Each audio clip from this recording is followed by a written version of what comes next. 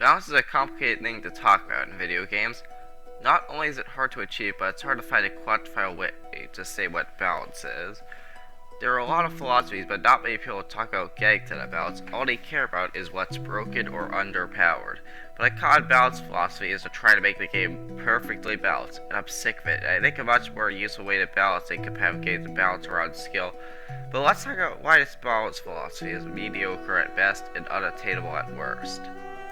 What I mean by perfect balance is trying to make everything in the sandbox balanced, from weapons, classes, abilities, what have you. This sounds great on paper. Why would you not want everything to be perfectly balanced? But in practice, this is most of the time only attainable if you reduce the power level of everything. Remove almost all the cool identity from the things that are unbalanced. A good example of this is Overwatch. Bastion, Torbjorn, and Spectra initially were pretty gimmicky, but had cool identities which gave them a dedicated niche player base. However, at one point or another, they were stripped of what gave them their identity in exchange for more generic abilities.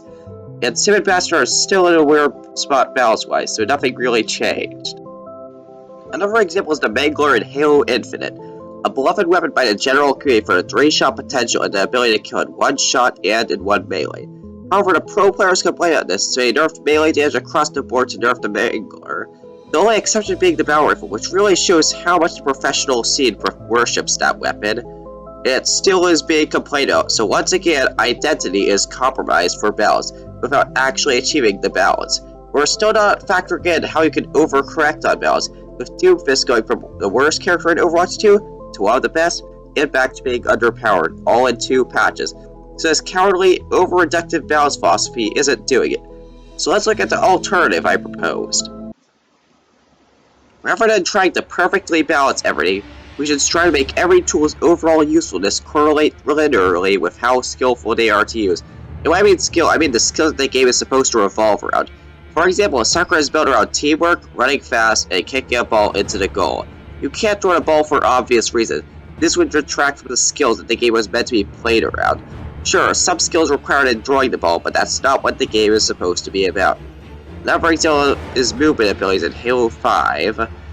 It may have had a skill gap with the movement abilities and having to chain them, but the aim assist that came with it heavily reduced aiming needed in one-on-one engagement.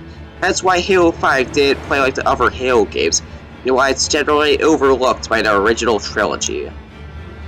With those parameters of what balancing out skill looks like, let's look at some games that adhere to this principle. Counter-Strike is a good example, as the main weapon, the AK-47, is incredibly powerful with one-shot headshots at a relatively low price, but it's hard to land said headshots, balancing it out and causing modes where an AK user may lose someone using a lower tier weapon. The lower tier weapons are used for more niche scenarios, as a high skill player having to choose between an easier or harder weapon for general purpose will often choose the harder one, with the lower skill weapons being reserved for niche scenarios. Now, I know some of you might be saying, what about the AWP? That's easy to use, correct, but it's not easy to get in competitive matches. You need to be managing your economy really well if you want to have a shot at using it. And there's always the risk that you'll die and the AWP falls into the enemy's hands. In other words, it less emphasizes precision aim and more prioritizes good economy, another skill of CS. Another example of this is the Halo games, specifically the original trilogy. Each of these games has a certain dominant precision weapon, which is hard to use in every other weapon, with the more niche weapons being used for more niche scenarios, and the power as being accessed through superior map control. Granted, it isn't perfect, as each of the precision weapons have their own problems, but it clearly works, and I'd like to see a game where they finally nailed the precision weapon, but that's probably not going to happen. A final example of a game that does the skill-based balance good is Team Fortress 2.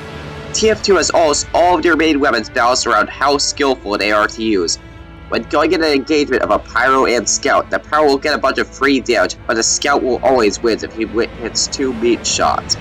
The Heavy and Engineer's weapons can be powerful, but are limited in movement and deploy time.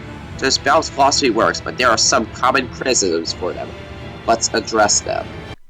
One of the common responses to this is that balancing this way will make a game a sweat fest, and this is untrue. Sweat happens because of high pressure in games, not weapons that need skills. Halo's big team battle and TF2's casual mode enable a more low pressure environment that isn't all that sweaty. And there are games that don't require too much skill that are sweaty due to the environment that devs make, mainly because of tight SBMM That's only one argument. Another argument is that balancing this way will make almost everything unviable. And has a legitimate reason to be concerned about when balancing. Going back to the Halo original trilogy, the reason battle rifles start running is because in Halo 2, if one team got all the BRs before the other, the team out would lose by default. However, this is a rare occurrence.